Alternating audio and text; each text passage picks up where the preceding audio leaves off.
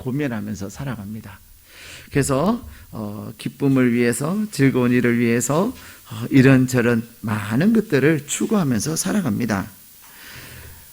특별히 우리나라는 이제 세계에서 한 10번째로 잘 사는 나라가 됐습니다.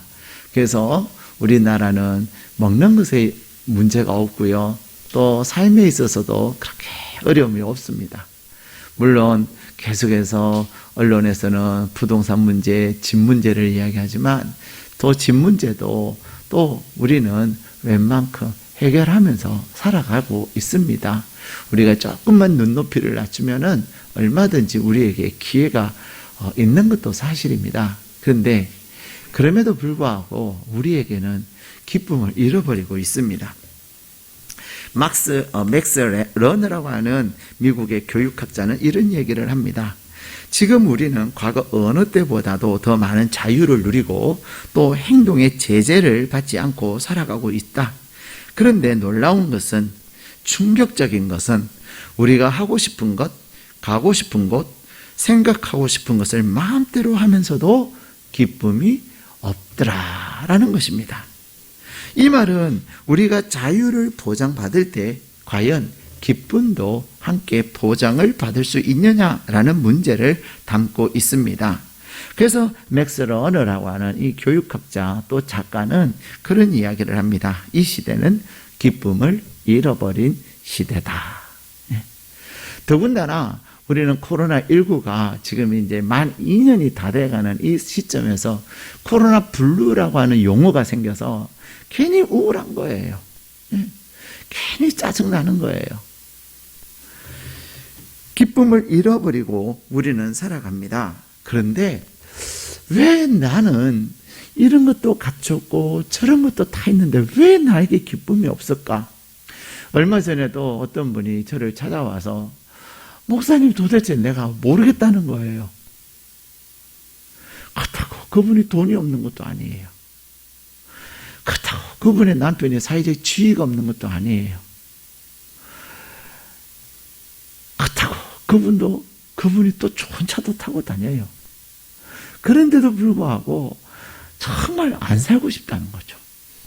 그래서 찾아왔어요. 그래서 상담을 하면서 그분의 그러한 힘든 삶의 근본적인 원인을 찾아드렸어요.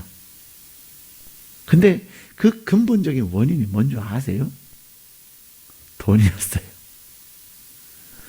돈이 없어서 힘든 것이 아니라 돈이 있어서 힘든 거예요. 돈 때문에 싸우는 거예요. 빼앗으려고 하고 안 주려고 하고 그 갈등 속에서 사는 거예요.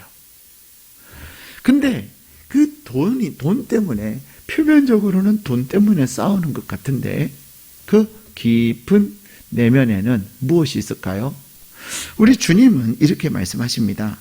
요한복음 15장 11절에 내가 이것을 너희에게 이름은 내 기쁨이 너희 안에 있어 너희 기쁨을 충만하게 하리라. 기쁨은 어디서부터 시작되는 거냐면 기쁨의 근원은 바로 예수님이라고 하는 것입니다. 우리는 내가 무엇을 함으로 기쁨을 누린다고 생각을 합니다. 내가 무엇을 가지면 기쁠 거라고 생각을 합니다. 내가 소유하는 것이나 내가 무엇을 행함에 있어서 그 기쁨은 일시적인 기쁨이지 그 기쁨은 어떤 다른 충격이 가해지면 와르르 무너지는 마치 모래샘과 같은 그런 기쁨인 것입니다. 그런데 하나님은, 예수님은 그렇게 말씀하세요. 예수님의 기쁨을 너희에게 주노라. 예수님의 기쁨이 너희 안에 충만하기를 원한다. 이렇게 말씀하고 계세요. 뿐만 아니라 요한복음 16장 24절에는 지금까지는 너희가 내 이름으로 아무것도 구하지 아니하였으나 구하라. 그리하면 받으리니 너희 기쁨이 충만하리라. 아멘. 우리 주님은 저와 여러분에게 영원한 기쁨, 일시적이고 환경적이고 상황적인 그런 기쁨이 아니라 근본적인 기쁨, 그 기쁨이 계속해서 우리 가운데 샘솟기를 원하시는 것입니다. 제가 며칠 전에도 신방을 갔는데 어르신이 그런 얘기를 하시더라고요. 그냥 기쁘대요. 그래가지고 그냥 실성한 사람처럼 그냥 막 웃었대요. 너무 기쁘다는 거예요. 예. 제가 아는 또 어른 한 분도 그냥 깍깍깍깍깍 웃으시는데요. 마치 그 웃음소리는 연세는 많으신데 그 웃음소리는 10대 소녀의 웃음과 같았어요. 기쁘대요. 기쁘시대요. 주님은 우리 안에 기쁨을 주시기를 원하십니다. 특별히 맥스 러너라고 하는 교육학자가 얘기한 것처럼 이 시대는 기쁨을 잃어버리는 시대인데, 세상은 기쁨을 잃어버리지만 잃어버린 기쁨 가운데 사는 이 우리에게 우리 주님은 무엇을 주시기를 원하신다고요? 기쁨을 주시기를 원하신다는 사실입니다. 내가 무엇을 해서 기쁜 것이 아니에요. 내 안에 주님이 주시는 기쁨이 있는 것입니다. 오늘 우리에게 주신 본문의 말씀에 보면은 마치 이 본문의 현장이 우리의 인생과 같습니다. 오늘 본문에는 혼인잔치가 열렸어요. 다시 말해 요즘 말로 말하면 결혼식이 열린 겁니다. 우리는 결혼식 하면 그냥 하루, 그것도 하루도 아니에요. 그냥 한두 시간 하면 끝나요. 근데 이스라엘은 결혼을 하면 한 일주일 잔치를 베풉니다. 일주일 동안 계속 와서 손님들이 와서 먹고 마시고 축하하고 즐거워하고, 일주일 동안 혼례의 잔치를 베풀어요. 그렇기 때문에 이 혼주는 한 일주일의 분량들을 준비를 해야 하는 것입니다. 근데 우리는 늘 준비하면 어떻게 준비해요? 그래도 넉넉하게 준비하지 않습니까? 플러스 알파로 준비해요. 요즘은 우리가 지금 코로나19 때문에 국가에서 교회에서 밥을 하면 안 된다고 해서 안 하고 있습니다. 근데 저는 늘 영양관리부든 또 어디든 우리 사역하시는 모든 분들이 그런 얘기를 해요. 모자라지 않게 하세요. 남도록 하세요.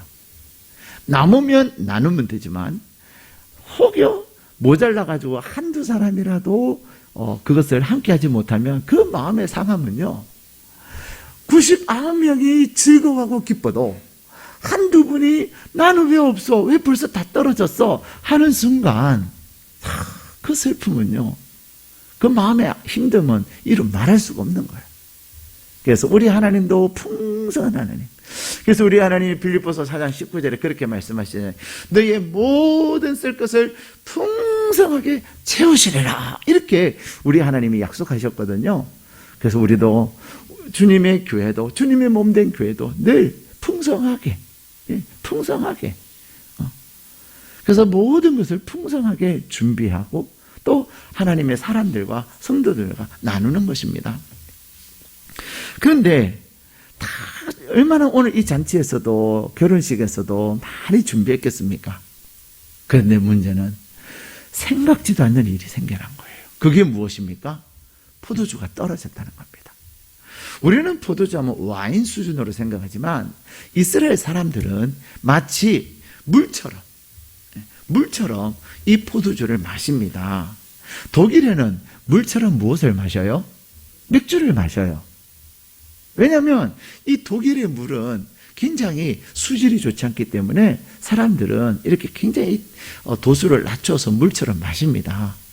근데 이스라엘 사람들은 이 포도주를 마시는데 특별히 이렇게 기쁘고 즐거운 날에는 반드시 포도주가 있어야 되는 거예요.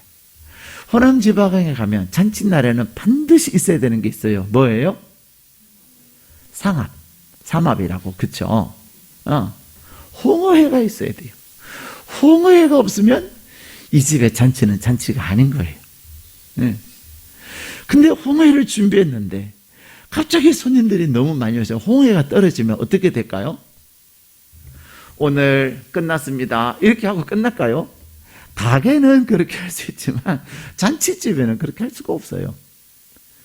너무나도 큰일이 난 겁니다. 기쁘고 즐거운 날에 오히려 사람들의 마음에 불평과 원망이 쏟아지기 일부 직전에 처해 있었던 것입니다. 그런데 이 상황에서 예수님의 어머니 마리아는 예수님께 그렇게 말씀하십니다. 지금 이 혼인잔치에 포도주가 떨어졌습니다. 이 말은 무슨 말이에요?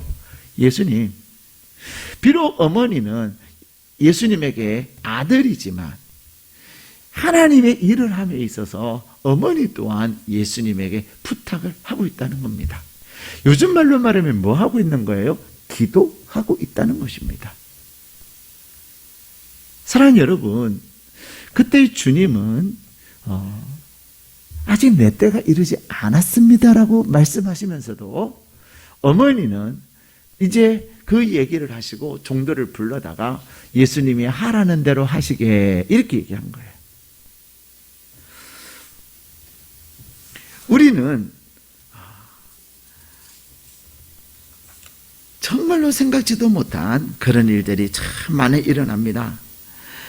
우리가 가진 기쁨, 또 평안함, 소망, 열정, 그런 것들은 순식간에 사라지고 우리의 삶이 밋밋해지고 기쁨이 없는 삶, 다람쥐 채바퀴 도는 것과 같은 그러한 무력한 그런 삶을 살 때가 참 많습니다. 특별히 참 좋은 관계를 가지고 행복하게 살아갔는데 갑자기 이사를 함으로 말미암아 좋은 친구들을 잃어버려야 되는, 원치 않았지만 이사를 가지 않을 수 없는 그런 상황들도 있습니다. 또한 맛있게 가족들이 밥을 먹으려고 하는데 갑자기 친한 친구가 세상을 떠났다는 소식을 듣고서는 급히 그곳으로 달려가야 되는 그런 상황도 생기고요. 우리는 하루를 지나면서도 우리의 삶 가운데 내가 예상하지 못하고 예기치 못했던, 나는 잘 준비했고 나는 이제 이대로라면 성공할 거라고 생각했던 그런 어떤 일조차도 내가 생각하지 못했던, 예기치 못했던 그런 일들이 일어납니다. 그래서 자꾸 큰 소리가 나오고 심지어 싸우며 눈물 흘리는 일들도 많아집니다. 심지어 학생들은 학교에서 내가 원하지 않는 그런 싫은 일들이 생기기도 하고, 또 어른들은 집안에서 일하는 곳에서 안 생겼으면 하는 일들도 일어나게 되는 것입니다. 사랑하는 여러분, 우리는 그 어느 누구도 내가 할 수 있다고 말할 수가 없습니다. 근데 오늘 이 잔치집에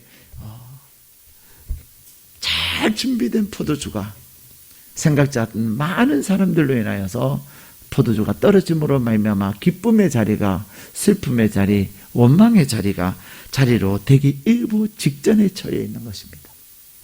그때 주님이 그들에게 맹물을 다 채우라고 이야기하고 그 항아리 있는 그냥 맹물을 연회장에 갖다 주라는 거죠. 근데 어떤 일이 일어났습니까? 예수님이 말씀하신 대로 종들은 그 맹물을 떠다가 연회장에 갖다 줬는데 그 연회장에서는 깜짝 놀랄 일이 생겼습니다. 아니, 지금 이 연회장에서 무슨 종들이 이런 회개한 일을 하냐고 말하는 것이 아니라 이렇게 맛있는 포도주가 어디 있었냐고. 대부분의 사람들은 좋은 포도주를 먼저 내놔가지고 사람들이 취하면 그냥 적당한 포도주를 내서 맛도 모르니까 그렇게 하고 잔치를 끝내는데, 이 집에는 처음 포도주보다 더 두 번째 나온 포도주가 훨씬 더 맛있더라는 것입니다. 무엇을 의미하고 있습니까?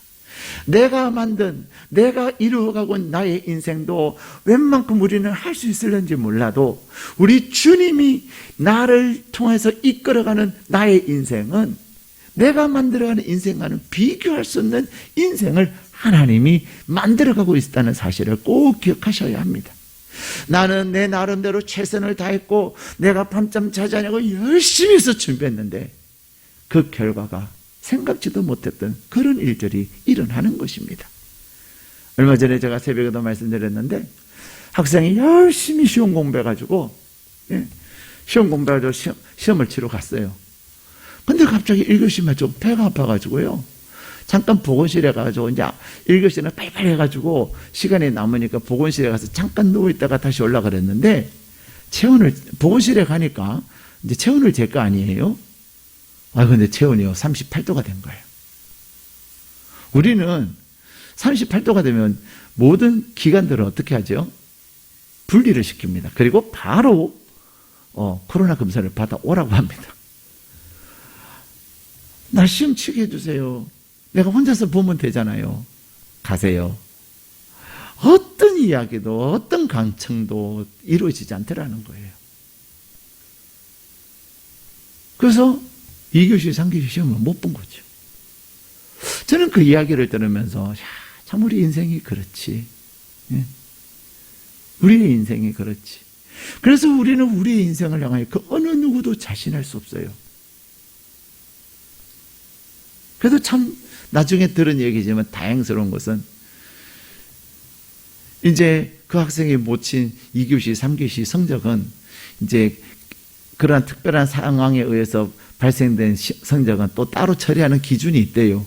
근데 그것이 더 좋아질 수 있는 경우가 있는데 그런 경우는 거의 없고 다 나빠진대요. 근데 놀라운 것은 더 좋은 결과를 가져왔대요. 그래서 하나님 너무 감사하대요. 근데 사랑하는 여러분, 우리가 우리의 인생이 마치 오늘 이 혼인잔치에 있는 그러한 상황과 같습니다.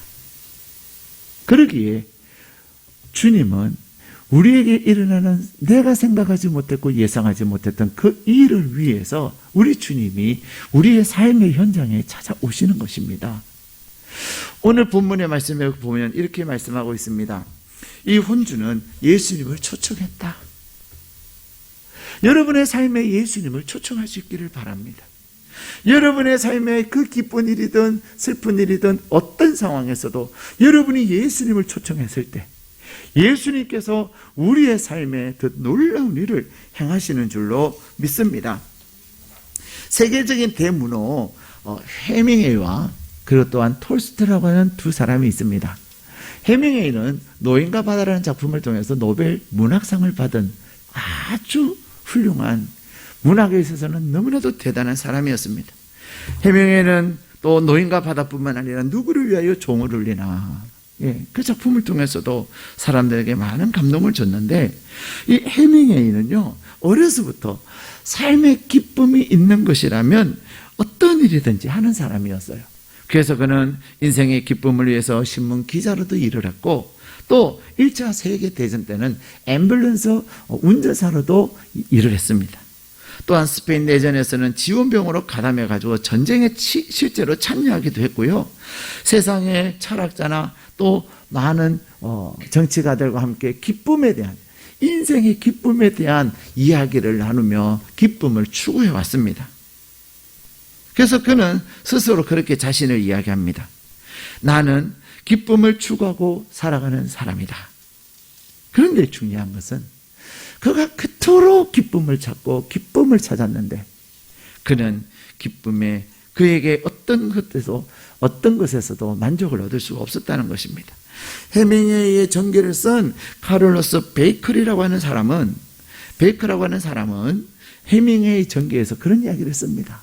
해밍웨이의 마지막 순간을, 해밍웨이는 정원은 밝은 햇빛이 비추고 있었으나 해밍웨이의 마음은 어두운 생각으로 가득 차 있었다. 그는 손님 방에 가서 엽총의 총알을 장전하고 그 쌍발 엽총의 총구를 자기 이마 한가운데로 향하고는 가만히 방아쇠를 당겼다. 사랑하는 여러분, 노벨 문학상을 받았다는 그 사실은요, 그는 인생에 있어서 최고의 명예를 가진 거예요. 그가 문학가로서, 작가로서 이 세상에서 얻을 수 있는 최고의 것을 얻었습니다. 근데 그의 명예가 그에게 기쁨을 주지 못했다는 거예요. 그가 가지고 있는 부가, 그가 이제는 노벨 문학상을 받은 사람으로서 그가 쓴 책이 얼마나 많이 팔려나갔으며 그로 인하여 받는 인세가 책 팔릴 때마다 돈 받거든요, 작가들이. 그 인세가 얼마나 많았겠습니까? 그런데 명예도 부도 그에게 기쁨을 주지 못했다는 것입니다. 명예가 많으면 많을수록, 그래서 부를 가지면 가질수록 그는 점점 더 외로워지고 그의 마음은 우울해지고, 그래서 결국은 그는 극단적인 행동을 할 수밖에 없었습니다. 그는 인생에서 모든 쾌락, 그 모든 극치의 감정을 추구했지만 기쁨과 행복과 그 의미와 소망을 찾지 못하고 결국 인생을 마치게 되었습니다. 그런데 이 톨스토이라고 하는 사람은 그가 40세 전후까지 정말로 많은 슬픔을 경험합니다. 아픔을 경험합니다. 그래서 인생의 허무함과 죽음에 대해서 고민하면서 톨스토이 또한 자살을 생각을 합니다. 왜 나는 살아야 되지? 내가 바라는 건 뭐지? 또 인생에서 무엇을 소망하지? 도대체 인생은 무슨 의미가 있지? 아무리 그는 그러한 인생의 문제에 대해서 고민했지만 해결책을 찾지 못하고 결국은 그는 자살을 기도도 합니다. 그런데 어느 순간 그의 그 괴로움과 그 고통을 그는 이렇게 어떤 한 여행자로 표현하고 있습니다. 한 여행자는 사나운 짐승에 쫓겨다니다가 메마른 웅을 발견하고 그 안으로 내려갔다는 거예요. 그 웅을 이제는 살기 위해서 잠깐 그 맹수를 피하기 위해서 내려갔는데 그 내려간 밑에 보니까 우물 아래에는 큰 뱀 한 마리가 또아리를 틀고 그리고 입을 쫙 벌리면서 혀를 낼름거리면서 이 톨스토이를 기다리고 있다. 이 여행자를 기다리고 있더라는 거죠. 얼마나 놀랐겠어요. 그래서 이 여행자는 다시금 밑으로 내려가지 못하고 올라가면서 우물 안에 있는 어떤 칡넝쿨을 붙잡습니다. 근데 이 칡넝쿨에 매달려 있는데 얼마나 팔이 아파요. 팔이 저려오고 마비가 오는 것 같은데 독사의 밥이 될 수가 없어서 그는 버티고 있었습니다. 근데 급기야 쥐 한 마리가 나타나가지고 이 여행자가 잡고 있던 그 넝쿨을 갉아먹기 시작한 거예요. 톨스토이는 자기 자신을 이 넝쿨에 매달려 있는 인생으로 비교했습니다. 그래서 내가 자살하는 길만이 유일한 방법이구나 라고 그는 생각을 하고 자살을 기도하는 가운데 그는 예수님 안에서 해결책을 찾습니다. 그가 우연히 열어봤던 성경은 고린도전서 15장 51절에서 55절의 말씀이었습니다. 보라, 내가 너희에게 비밀을 말하노니 우리가 다 잠잘 것이 아니요 마지막 나팔의 순식간에 홀연히 다 변화하리니 나팔 소리가 남의 죽은 자들이 썩지 아니할 것으로 다시 살고 우리도 변화하리라. 사망아, 너의 쏘는 것이 어디 있느냐? 사망에 쏘는 것은 죄요 죄의 권능은 율법이라. 우리 주 예수 그리스도로 말미암아 우리에게 이김을 주시는 하나님께 감사하노라. 이 말씀을 읽는 가운데 이 톨스토이의 마음에 자기가 여행자로서 맹수에게 쫓기고 또 뱀 때문에 두려워하면서 그 쥐 한 마리가 갉아먹는 그것을 해서 불안에 떨고 있고 어쩔 줄 몰라 하는 그야말로 끊어질 것 같은 그의 삶의 순간에 이김을 주시는 예수 그리스도를 발견함으로 말미암아 그는 인생의 참 의미를 발견하게 된 것입니다. 그래서 톨스토이는 그런 이야기를 합니다. 그는 예수 그리스도의 부활에서 영원한 기쁨과 감격과 소망을 발견하고서는 내가 하나님의 존재를 믿지 않았을 때는 나는 사는 것이 아니었습니다. 내가 하나님을 찾으려는 희미한 소망이 없었던들 나는 벌써 오래전에 자살해 버렸을 것입니다. 하나님을 알고 그리스도를 아는 것만이 참으로 사는 것입니다. 이보다 더 바랄 것이 또 어디 있겠습니까? 그리스도 없이는 생명이 존재할 수 없습니다. 하나님을 아는 것과 산다는 것은 동일하며 하나님은 곧 생명이십니다 라고 톨스토이는 예수 그리스도 안에서 다시금 삶의 의미를 발견하고서는 그는 이런 고백을 하게 되는 것입니다. 사랑하는 여러분, 오늘 우리 주님은 기쁨과 희망과 미래가 있는 혼인잔치에 갔지만은 생각지 않는 포도주가 다 떨어지는 그 상황으로 인하여서 아수라장이 되기 일부 직전에 주님은 그들 가운데 일하셨습니다. 그리고 원망과 아수라장이 될 그 상황에서 주님은 다시 주님이 만드신 포도주를 통해서 그들에게 기쁨을 더하여 주신 것입니다. 오늘 우리 주님은 저희들에게 그렇게 말씀하십니다.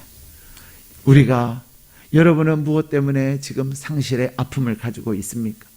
여러분의 마음에는 무엇 때문에 나는 가졌는데, 제가 오늘 말씀 서두에도 말씀드렸지만 그분은 다 가졌어요. 근데 가졌는데 싸워요. 행복하지가 않아요. 가진 것이 아무 소용이 없다고 그런 고백을 하셔요. 그렇습니다. 내가 해밍웨이처럼 그는 세계에서 최고의 작가였고 세계에서 최고의 명예를 가졌고 그것으로는 부도 가졌지만 그는 능력도 가졌지만 그에게 예수 그리스도의 생명이 없었기에 그는 그가 추구했던 참된 기쁨을 누리지 못한 채 그는 세상을 마감했어야만 한 것입니다. 그러나 톨스토이는 그가 모든 것을 잃어버린 것 같았으나 그래서 그는 잃어버려서 이제는 삶의 의미를 잃어버리고 마지막을 구하는 그 순간에 하나님의 말씀을 통해서 그는 생명을 얻게 된 것입니다. 그래서 톨스토이의 글은 보면 희망을 주고 있습니다. 톨스토이의 글들은 보면 소망을 주고 있습니다. 오늘 주님은 이 가나 혼인잔치에 가셔서 그들에게 진정한 기쁨을 주시고 사람이 만든 포도주보다 더 맛있는, 세상에서는 만들 수 없는 주님의 그 포도주를 그들이 맛봄으로 말미암아 그들의 인생의 첫 기적을 주님이 행하셨던 것입니다. 사랑하는 여러분, 오늘 주님은 저와 여러분을 초청하고 계십니다. 저와 여러분을 하나님은 초청하시면서 우리의 삶에 주님이 계심으로 말미암아 주님이 행하시는 기적을 주님은 베풀기를 원하십니다. 주님은 우리에게 말씀하십니다. 맹물을 떠다가 갖다 줘라. 여러분이 지금 잃어버린 것이 무엇입니까? 여러분이 지금 상실로 인하여 고통하고 있는 것이 무엇입니까? 여러분이 어떤 것 때문에 고통스러워합니까? 여러분의 그 잃어버림은, 여러분에게 일어났던 생각지도 못했던 그 문제는 주님으로 인하여서 해결되어지고 주님이 더 멋있게, 주님이 더 아름답게, 주님이 더 훌륭하게 주님이 창조해 가실 것입니다. 그러기에 주님을 여러분의 삶에 초청하시고 여러분이 그 주님의 말씀을 따라서 온전히 순종하며 나갈 때 내 방법과 내 생각은 다르지만 주님의 생각은 여러분의 삶을 가장 멋진, 세상에서 경험할 수 없는 맛있는 포도주를 경험하게 하실 줄 믿습니다. 그러기에 여러분에게 있는 문제는 더 이상 문제가 되지 않습니다. 주님을 초청하시고, 주님, 지금 예수님의 어머니가 예수님에게 지금 포도주가 떨어졌습니다. 말씀하시는 것처럼. 그리고 예수님의 어머니 마리아가 종들에게 얘들아, 예수가 시키는 대로 하거라 하는 그 말씀에 따라서 종들이 했던 것처럼 여러분이 지금 여러분이 잃어버린 것 때문에 슬퍼하고 눈물 흘리며 잠 못 이루고 먹지 못하고 소화시키지 못하는 그러한 그 아픔과 고통에서 주님이 해결하시고 주님이 주시는 기쁨을 풍성하게 누리는 하나님의 사람 되시기를 주님의 이름으로 축복합니다.